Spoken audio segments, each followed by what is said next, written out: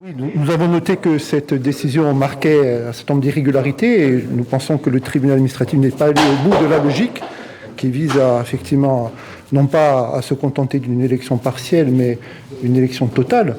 Pourquoi ? Parce que nous considérons qu'il y a un cumul d'irrégularités qui a conduit précisément à cet écart de voix.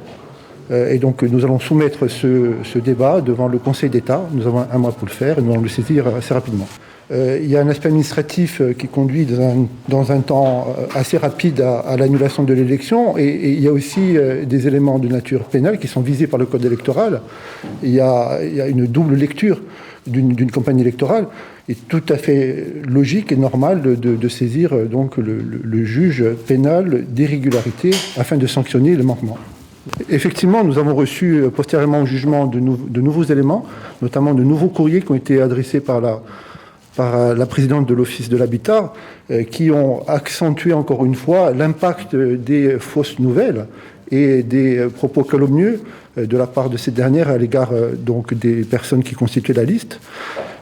Très clairement, très nécessairement, cette aide d'un office public caractérise donc un don illicite qui doit être sanctionné pénalement puisque c'est une utilisation des fonds publics à des fins non autorisées. C'est un financement très clairement d'une campagne électorale. C'est un premier point. Et donc ces deux courriers, ces nouveaux courriers vont être versés à la procédure administrative dans le Conseil d'État, effectivement.